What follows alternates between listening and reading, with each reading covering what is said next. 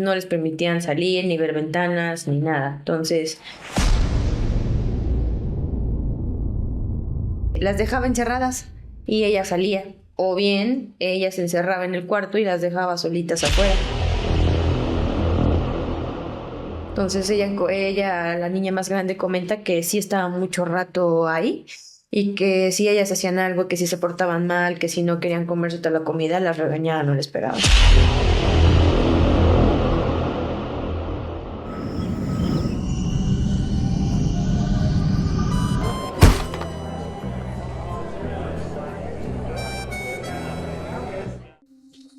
¿Ya estás tranquila? Ya. Bueno. ¿Todavía no estás tranquila? No, ya estoy tranquila. Se te veo tu rostro, qué bueno, te veo tu rostro. Sí, cambia. Justo es lo que le decía, platicaba con mi mamá, porque ya las últimas, pues hace como 3 meses, 2 meses para acá, después de la crisis de ansiedad y de depresión en la que entré, mis manos estaban así, los pies, yo estaba toda inflamada también del abdomen, y lo que platicaba con ella es colitis, estreñimiento, gastritis, todo eso, ¿no? Pues lo que platicaba con mi mamá es que le dije, en cuanto entramos a la casa y las niñas ya estaban aquí, o sea, mi cuerpo poco a poco lo fui sintiendo así, cómo se fue relajando, ¿no? Entonces ya ahorita ya no estoy edematizada, no, ya. Y en esa audiencia, la última audiencia, ¿ya sabías que te iban a entregar a las niñas? No, bueno, la última audiencia que fue con la de vinculación, yo ya tenía las niñas. De la de vinculación por desaparición, de los abuelos, las niñas ya estaban conmigo. Pero de las anteriores, no. A mí me marcaron a las 2 de la mañana para decirme, me acaban de hablar que van a llevar a entregar a tus hijas. Y yo todavía bien incrédula, ¿no? Todo lo que había pasado, ya muchas veces lo habían dicho, ya muchas veces había llegado a un acuerdo y no lo hacían. Y era así como de, sí, pues ya que están en fiscalía me marcan, ¿no? Entonces, todavía cuando hablo con una de las abogadas que me dice, ya voy con tus hijas para fiscalía. Sí, me dice, sí, las traigo aquí. A ver, pásamelas, ¿no? Entonces sí fue así. Y ya fue cuando me ponen el altavoz y hablo con las niñas. ¿Qué hablaste? No hablé como tal mucho con ellas, ¿no? Entonces ellas iban platicando que de jugar, que de un Stitch y que lo que habían hecho. Entonces cuando a mí me ponen en altavoz, la abogada le dice que alguien quería hablar con ellas. Entonces ya yo le digo que cómo estaban, que si sabían quién era y todo. Entonces ella dice no, entonces le dije soy mamá Karen. Y ellas ya se guardó como un silencio, ¿no? Entonces le dije, cuando yo les digo, ya las voy a ver ahorita, en un ratito, todas fue así de, sí, ya te vamos a ver, mamá, ¿no? Entonces, digo, la reacción que esperaba era diferente, pero sí, la chiquita por lo menos ahorita tiene un apego conmigo, que dormir en mi pecho, que mamá llega mamá y está con mamá, que mamá debe de comer, que mamá, y todas es lo mismo. Entonces sí. Pues fueron 3 años, ya. Fueron casi. Ya están contigo. Fueron 3 años, 4 detenciones, múltiples cateos, múltiples honorarios de los abogados, múltiples dineros para las copias. ¿Dónde estaban? No sabemos como tal. La niña más grande comenta, ella dice que estaban en un lugar lejos de aquí, que porque tuvieron que tomar carretera mucho tiempo y que en ese lugar donde vivían era un lugar muy feo. Entonces, ellas platican que donde vivían era un lugar muy feo, que todo el tiempo estaban encerradas, que la casa era una casa, solamente recuerdo que era una casa blanca, con un portón muy grande y que no les permitían salir, ni ver ventanas, ni nada. Entonces, ellas como tal no sabían qué había hacia afuera. Lo único que ubica es el color de la casa y eso, el estamos lejos, pues yo creo que fue por el regreso de cuando las vinieron a entregar. ¿Quiénes los tenían? Mari dice, bueno, ya dije el nombre, la niña mayor dice que estaba con sus tíos.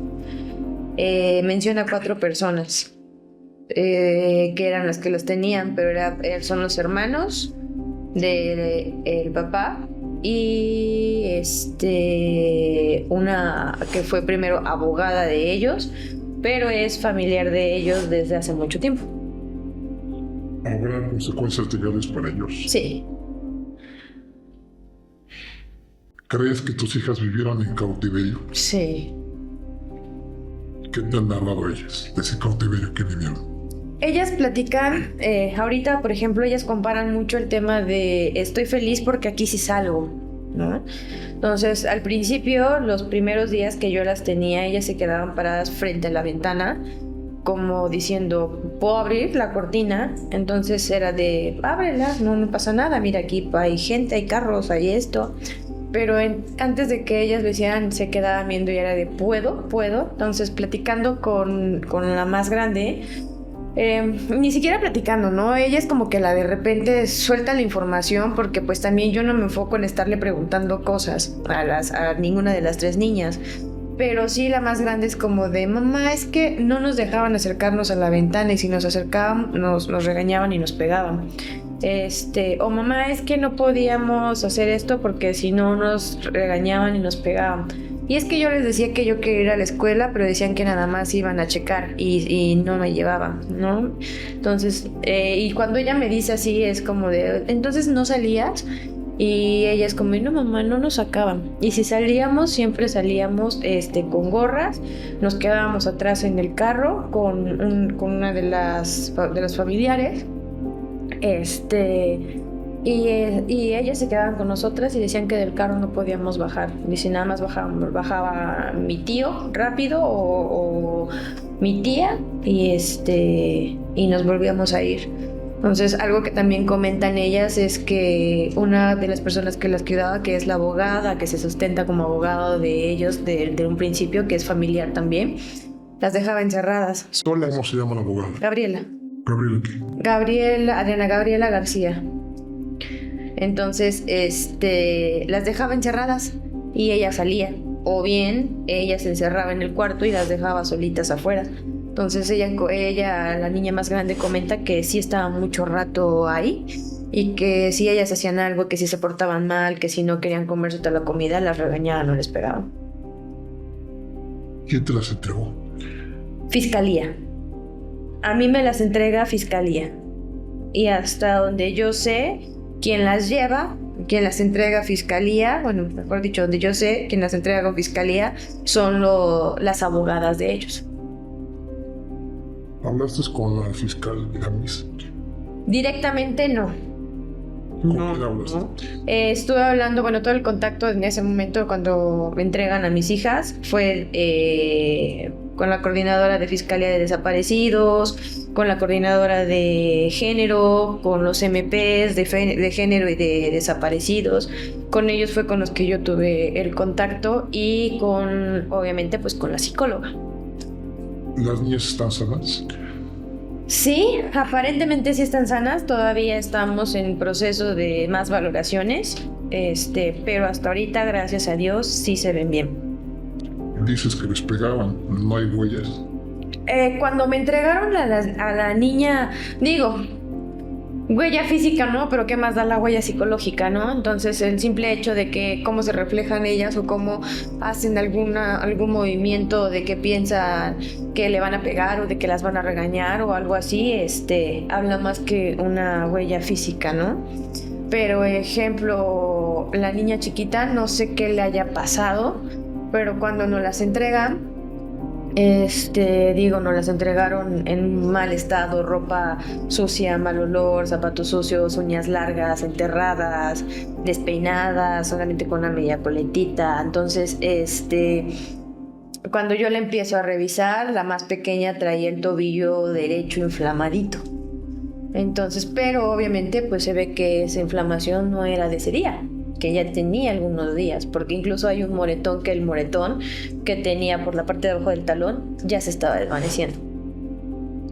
Fueron 3 años, más de 1000 días. ¿Te reconocieron? No sé si porque la psicóloga había hablado con ellas antes o porque la mayor sabe que tenía una mamá y un papá. Ella sí tiene muy claro que tenía una mamá y un papá. Entonces, al principio sí como que se me quedaron viendo como de eso, no es mi mamá, pero creo que el amor de mamá y el vínculo y el apego que en su momento tuvimos es irreemplazable. Entonces hasta ahorita sí tenemos todavía un tema entre que les dijeron a ellas que sus papás eran los abuelos, entonces ellas de repente me preguntan como de, ok, entonces tú eres mi mamá y ellos son mis abuelitos y yo tengo un papá, entonces como que todo este tema están sin lograr entenderlo al 100, pero pues sí se va trabajando poco a poco, ¿no? Entonces ahorita ya ellas es como de, tú eres mi mamá, ¿no? Entonces ya ahorita ya entendieron porque pues tengo fotos, tengo todo, ¿no? Entonces vemos esas fotos, videos y todos, entonces ellas se ven ahí donde están conmigo y donde estoy embarazada yo con ellas, en la pancita y la otra me está dando un besito en la panza o cosas así, o estamos así. Entonces ahí es donde ellas dicen, ok, tú eres mi mamá. Para una mujer a la que le desaparecen a sus hijos, ¿qué siente al encontrarlos? Uy, muchísima emoción. No, entonces yo cuando las vi, digo, la más pequeña ni siquiera la conocía. Te esperas mil cosas, no dices cómo van a estar, cómo se encuentran, me van a conocer, no me van a conocer, cómo va a ser este proceso nuevamente. Pero, híjole, yo creo que lo principal es el poder volver a abrazarlas y besarlas y decir, están bien y están conmigo. Y cuando te dijeron mamá nuevamente, ¿qué sentiste? Es súper bonito después de mucho tiempo. O, por ejemplo, ahorita ya son los te amo.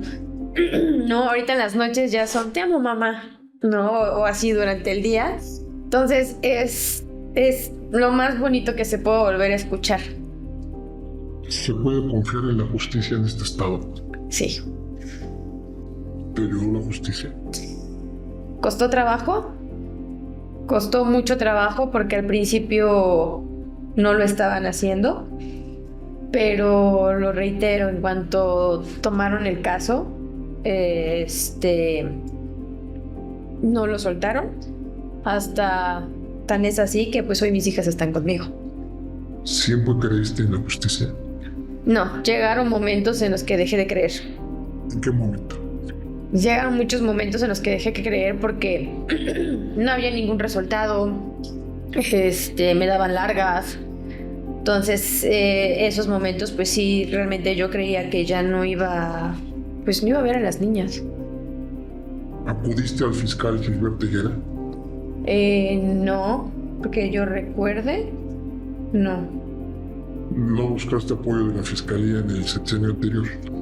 En algún momento sí se buscó el apoyo, pero fue cuando hicieron como los cambios de fiscales, entonces no tuvimos ninguna respuesta en ese entonces. ¿Te ignoraron? Sí. ¿La situación cambió cuando llega la nueva fiscal? Sí. ¿Sentiste su cobijo? Sí, cambia muchísimo cuando llega la nueva fiscal, porque en ese momento pues sí es cuando toma el caso e incluso empieza a preguntar sobre carpetas de qué es lo que ha estado pasando, ¿no? Entonces cuando ella llega pues se empieza a sentir ligeramente un poco más la presión en ese momento, pero como fue avanzando la presión fue más y más hacia pues todas las demás personas que están involucradas o que estuvieron también involucradas en el tema de la recuperación de las niñas. ¿Sientes que la fiscal te entendió como mujer, como madre, o solamente cumplió su trabajo? No podría decirlo como tal porque no tuve ningún vínculo muy cercano a ella. Sin embargo, pues de cualquiera de las dos formas que haya sido, la agradezco, se agradece, porque pues tan es así que hoy están las pequeñas conmigo. ¿Hiciste presión mediática? Mucha. ¿Sirvió? Sí. ¿En algún momento sentiste que el Estado te dio la espalda? Sí, claro. ¿Cuándo? Al principio. Pasaron casi 2 años o año y medio para que el Estado pudiera tomar realmente las cosas legales como debían de ser. ¿Hubo funcionarios que te revictimizaban o minimizaban tu situación? Sí. ¿Puedes dar los nombres? Liliana Sánchez se llama, es una MP que se encontraba o se encuentra en la Fiscalía de Cholula. ¿Hubo funcionarios que te hayan pedido dinero? No. ¿Acudiste a la Comisión de Búsqueda del Estado? Sí, y nunca hicieron nada. ¿Cómo fue para ti acudir a instituciones que no responden? Era muy cansado, era frustrante, era estresante, era aún más depresivo, ¿no? El saber, porque decía, se supone que una institución está para ayudar y para apoyar, y en algunas ocasiones, pues tal vez no el bien de uno, ¿no? Sino el bien de los niños. Entonces, era muy cansado y muy molesto el hecho de tener que llegar a alguna institución y prácticamente tener que pelearte con ellos para que hicieran el trabajo. ¿Por qué crees que tu expareja te hizo esto? No tengo idea. Yo creo que más que él, quien manejaba todo o quien ha estado manejando todo es el papá de él. Entonces, este tema de ser muy machista, esa familia lo tiene muy arraigado. Entonces, una de las cosas que ellos manejaban mucho era, o que decían mucho, era del cómo una mujer va a venir a decirme a mí lo que tengo que hacer. Entonces, cuando recién pasó todo, una de las cosas que sí recuerdo y que creo que nunca se me van a olvidar es el último comentario del papá del señor Héctor, ¿no? Donde me dice, pues vas a llegar hasta donde quieras, no, hasta donde topemos, ¿no? Entonces me dice, porque tú no vas a poder, ¿no? Entonces este tema, bueno, estas palabras sí las tengo muy marcadas, ¿no? Entonces ahorita el decir, sí pude, sí lo logré, ¿no? Entonces el demostrarle que el amor de mamá puede más que incluso el que él sea un machista y el que pueda llegar a ser menos a una mujer. Por este delito, ¿cuánta gente está en la cárcel? Actualmente 3. ¿Quiénes? Los 2 abuelos, bueno, vinculados a proceso, 4, en la cárcel 3. Pero es la pareja de Eric, o expareja, el papá, la mamá de él y él. ¿Qué delito? Sustracción de menores, violencia vicaria, violencia familiar, y los 2 señores ya están también por desaparición. ¿Tienes récord contra ellos? No, ninguno. ¿Das por terminado el caso? Por terminado como tal el caso, no. Hay muchas cosas que todavía se tienen que seguir trabajando, sobre todo por este tema de la violencia generada para con las niñas. Pero pues no hay rencor, no hay nada contra ellos, simplemente es seguir haciendo justicia. ¿Hasta dónde vas a llegar? Hasta donde se pueda. ¿Recibiste amenazas durante el proceso? Sí. ¿De quién? De ellos. Del papá. Directamente. Sí. ¿Qué te dijo? Pues sus amenazas eran de que dejara de trabajar sobre el caso, ¿no? Que me desistiera de todo lo legal. Entonces, sí, muchas veces en donde vivo llegaban ellos y estaban ahí muchas horas en el domicilio parados, o llegaban otros carros y ahí se quedaban a estar viendo qué era lo que hacía, qué hora entraba, me seguían. ¿En qué momento te pensaste rendir? Híjole, como tal, nunca llegó a rendirme al 100%, pero sí llegó un punto en el que me cansé. Sí llegó un punto en el que me cansé, en el que, digo, la depresión y la ansiedad se apoderó de mí. Entonces sí, no podía como tal ya, o no entendía como tal cómo seguir con el proceso, qué más hacer, qué más trabajar, porque pues realmente se había hecho, o sea, se ha trabajado casi todo lo jurídico.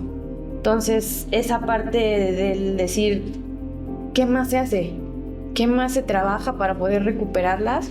Era lo que yo no lograba entender. ¿Llegaste a pensar que tus hijas podían estar muertas? No, nunca. ¿Por qué? Nunca, nunca. Creo que el sentimiento de mamá o la esperanza de volver a verlas era siempre, están bien y sean 3, 5, 10 años, voy a volver a verlas. ¿Cómo vas a reconstruir el vínculo con tus hijas? Yo creo que va a ser todo un proceso, ¿no? Desde el proceso psicológico, el poder trabajar con ellas, pero considero que este amor de mamá, este tiempo, el comprenderlas, el brindarles esa seguridad, esa confianza, es lo que también me va a apoyar para que ellas puedan restaurar este vínculo conmigo. ¿En qué momento sentirás que esta historia terminó? Yo creo que es una historia que nunca terminó, ¿no? Nunca va a terminar porque al final siempre va a quedar guardada en el corazón de una mamá, ¿no? El decir, pasaron tantos años sin dejar de verlas, me perdí tantos momentos, y es algo que siempre va a estar guardado y siempre va a estar marcado. Pero si hablamos de una historia que terminó de un proceso tan feo, fue en el momento en el que yo volví a tener a mis hijas en mis brazos. ¿Algún mensaje para las madres buscadoras? Sí, que nunca se rindan, que a veces no vemos la luz al final del túnel, pero siempre va a haber ese cambio para volver a estar con ellos, para volver a verlas, para volver a abrazarlas, que yo las entiendo, que a veces la ansiedad, la depresión nos abraza y nos apodera de nosotros, pero que sin embargo tenemos que salir adelante por el bien de ellos, por estar para ellos, pero que algo muy importante es que para que ellos puedan estar bien y poder recuperarlos es tratar uno de estar bien y salir adelante también uno como persona para seguir adelante con ellos. Con esta experiencia, ¿qué les vas a enseñar a tus hijas? Con esta experiencia tengo mucho que enseñarles, ¿no? Lo principal es no dejarse nunca de nadie, menos de un hombre que genera violencia, ¿no? En cualquier sentido. El ser valientes, ser independientes, el salir adelante, el tener confianza en ellas mismas, el tener autoestima, el aprender a amarse, sobre todo su amor propio.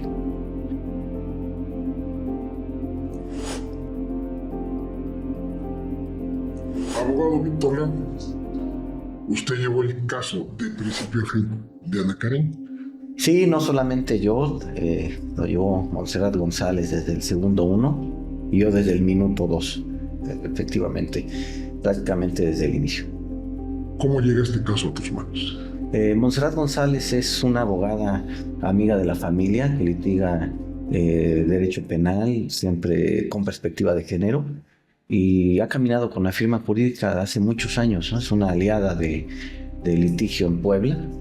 Y me busca para comentarme el momento en el que estaba ocurriendo la primera intervención de un juez de la familia paterna de estas 3 niñas que aparecen, y sin dudarlo, en una temática pro bono, comienzo a ayudar.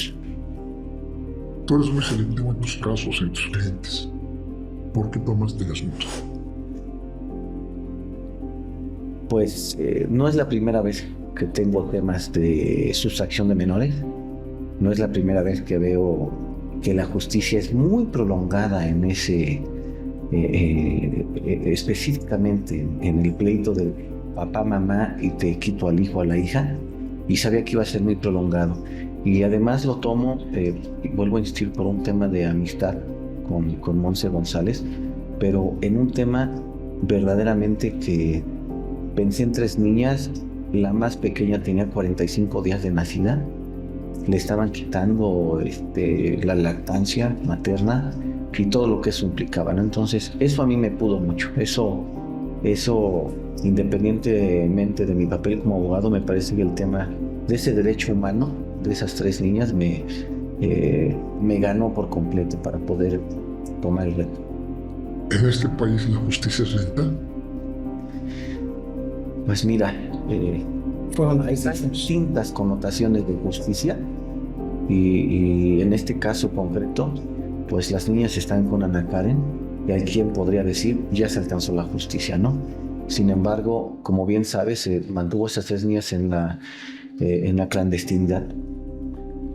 Hay que recordar que el delito de desaparición forzada es una modalidad del secuestro y una modalidad del delito de tortura, tratos crueles e inhumanos. Entonces, si es un delito muy complejo, se castiga hasta con 50 años de cárcel y pues si lo vemos desde ese punto de vista, pues todavía no se ha hecho justicia, todavía no hay una sentencia firme que condene a los responsables del delito. Entonces, por una parte se alcanzó la justicia fáctica, las niñas están con su mamá. Y en lo procesal, falta mucho camino por recorrer. ¿En qué momento escala el delito de sustracción de menores a desaparición forzada? Es muy buena pregunta. Yo quiero y vengo diciendo, convocando y emplazando a colegios de notarios, a colegios de abogados, vengo emplazando a barras de abogados que nos hagan saber si hay otro asunto similar, porque de la información que yo tengo, es el primer caso en México que de un asunto de guardia y custodia, que es derecho familiar, sustracción de menores, que es un delito de familia, escala desaparición forzada. Y mi reconocimiento, si me lo permites con tus micrófonos, a la jueza Carla Patricia Ambrosio, porque la juez de control analizó todos los actos y datos de investigación verbalizados por las partes, debatidos en audiencia, y para establecer que no nada más llegaba a sustracción esto, porque la distinta forma, modo, grado de intervención de la familia paterna no era retenerlas para que el otro progenitor no los vea, sino era ocultarlas. Es decir, era prácticamente incurrir en un tema de secuestro, y no voy a decir que de una manera sin forzamiento legal dictó una vinculación, pero sí había muchos elementos para que la jueza lo pudiera hacer. Sé que no fue sencillo, pero mi reconocimiento para la jueza, la verdad. ¿Se puede tipificar crimen organizado?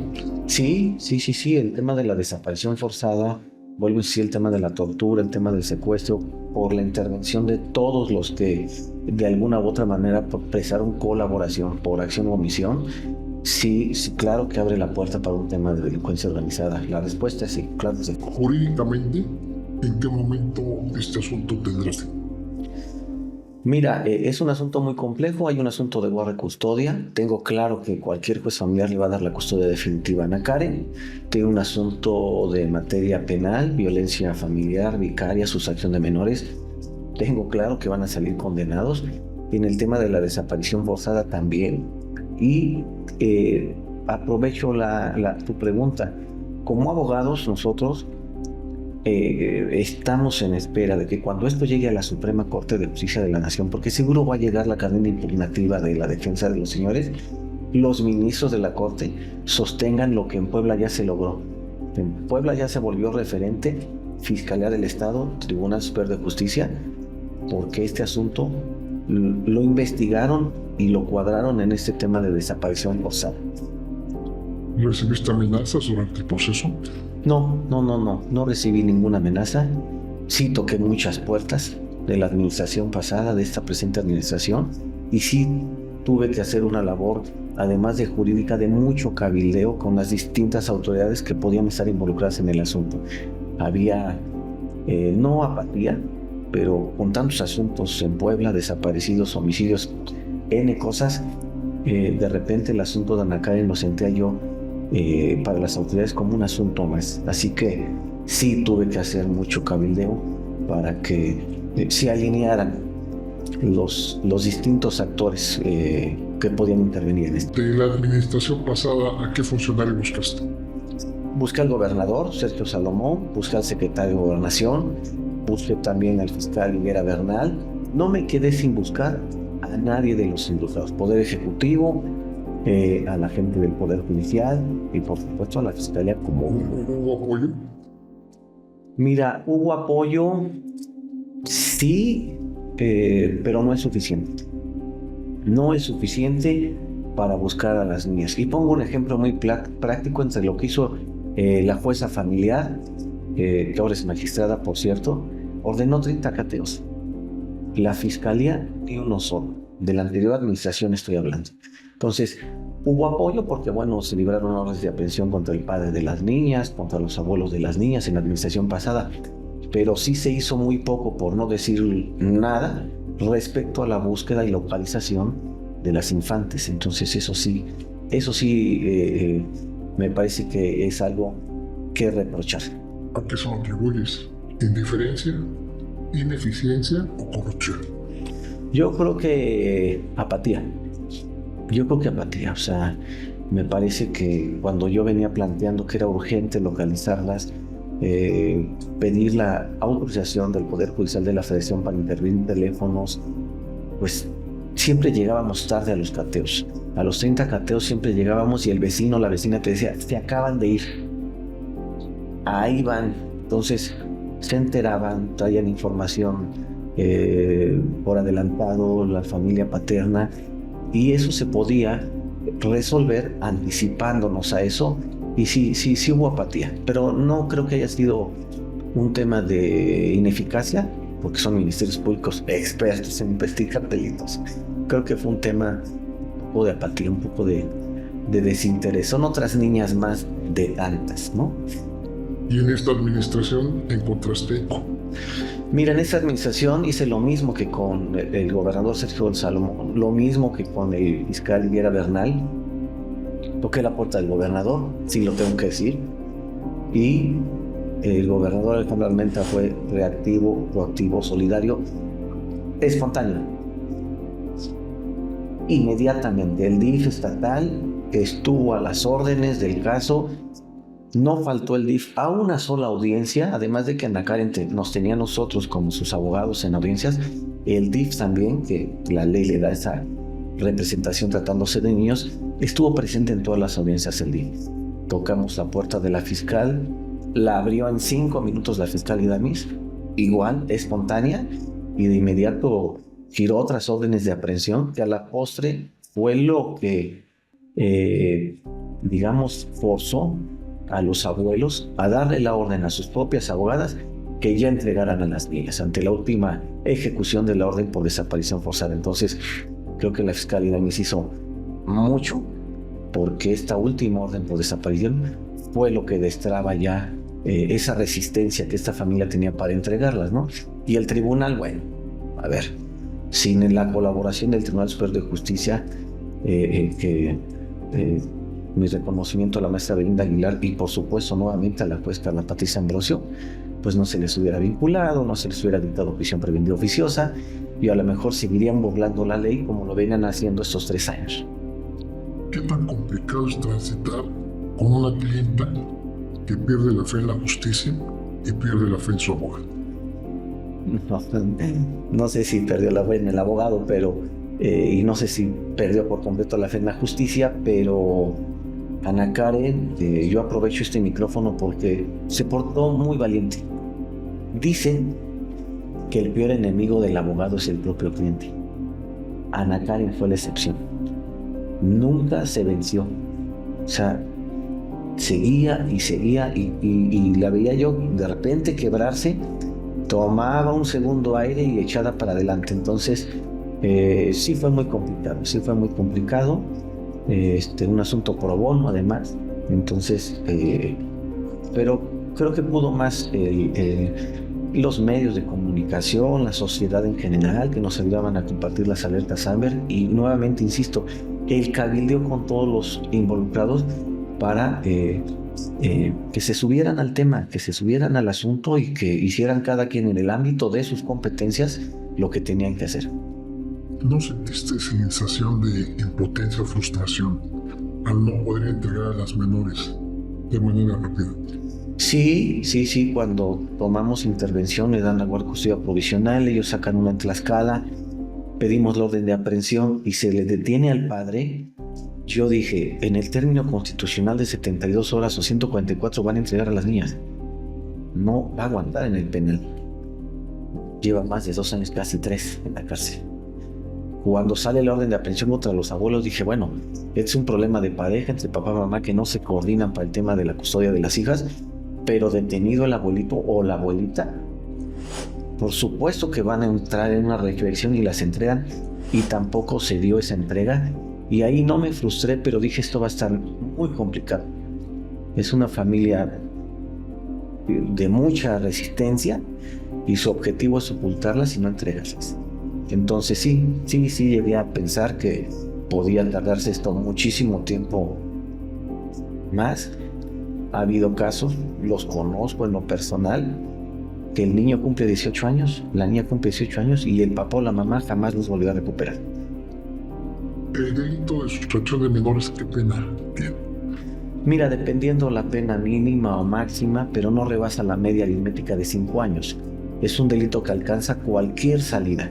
Suspensión condicional, acuerdo reparatorio, el perdón de la ofendida, porque es un delito de querella. Digamos, es un delito no de prisión oficiosa, no está en el 19 de la Constitución, y es un delito muy transitable que se puede conciliar de N maneras entre las partes. Pero esta fue tanta la resistencia que verdaderamente era irreconciliable la situación. En la estrategia jurídica al momento de tipificarse desaparición forzada, ¿nos dobla a ellos para integrar a las menores? Sí, recordemos que ellos obtienen un amparo, los abuelos, para que el juez Renato analice su cambio de medida cautelar. Les cambia la medida firma periódica, van saliendo del penal, y ahí es donde, con todo el buen trabajo de la Fiscalía Miss Pastor, del Tribunal Superior de Justicia, se libra una orden de aprehensión por desaparición forzada. Cuando les dicen que puede alcanzar 50 años la pena, tuvieron un minuto de reflexión que reconozco, que debo de reconocer, y le ordenan a sus propias abogadas que entreguen a las niñas. Entonces las abogadas las llevan a la Fiscalía, se comunican de la Fiscalía con Ana Karen y le entregan a las 3 niñas. ¿Qué pena les espera? Pues mira, me parece que ellos traen una estrategia de que entregando a las niñas se va a atenuar el delito. No es así. La desaparición forzada se consumó desde que las tuvieron 3 años ocultas, con sus distintas formas y grados de participación. Pues la mínima es de 25 y la máxima de 50. Es incierto cuánta pena pudieran alcanzar, pero su situación está cuesta arriba, ¿no? En el término de guardia y custodia ya lo tiene Ana Karen. Y en el tema de alimentos, Pues tocas un tema muy importante. Sí, se ha negado rotundamente toda la familia paterna a proporcionar alimentos. Ahora Ana Karen, seguro esas niñas traen torta bajo el brazo y seguro van a tener muchos ángeles de vida, pero prácticamente Ana Karen está ella sola con la profesión que desarrolla. Ella es fisioterapeuta, para sacar adelante el tema de alimentos de las 3 niñas. este padre que sustrae a sus hijas, las desaparece, y los abuelos merecen tener libertad. Mira, yo creo que ese es un tema un poco subjetivo.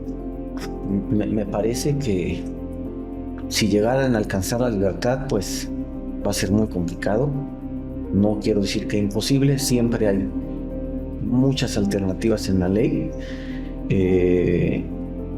Y bueno, pues lo que sí debemos decir es que la orden de aprehensión por desaparición nos hizo reflexionar un minuto para entregarlas, y que bueno, ahora las niñas están con Ana Karen, ya su defensa pues se encargará de ver su situación jurídica, ¿no?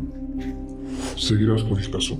Sí, claro, sí, voy a seguir con el caso, más contento ahora, ya se despresurizó el asunto procesalmente hablando, y sí hay que continuar. Yo le veo ojos al asunto de pérdida de la patria potestad. Al asunto yo le veo todos los elementos e ingredientes para la pérdida de la patria potestad, ¿no? Por este grado de violencia, por este grado de sustracción, de ocultamiento, y entonces el asunto da para más, pero para mucho más. Creo que este asunto vuelve a Puebla, Ana Karen, referente de estas características de desaparición forzada en Puebla. ¿En qué momento te sentirás satisfecho? Ya estoy satisfecho. Ya estoy satisfecho. Tengo el sentimiento del deber cumplido. Tengo el sentimiento completamente del deber cumplido. Por supuesto, pausalmente, pues el asunto va a continuar. Pero estoy muy satisfecho en lo ético, en lo moral. Tengo paz ahora con este asunto. ¿Algún mensaje para todas esas madres buscadoras que han perdido la fe en la ley? Pues que no se cansen, o sea, que no se cansen, que insistan, que de repente, pues sí pareciera que no va a haber justicia, que no va a haber confianza en las instituciones, pero que le sigan. Precisamente me parece que la naturaleza de las madres buscadoras en todo el país y en el mundo, pues es esa fuerza de voluntad. Entonces, que no hay que flaquear y continuar, y acá estamos para ayudar a quien lo necesite.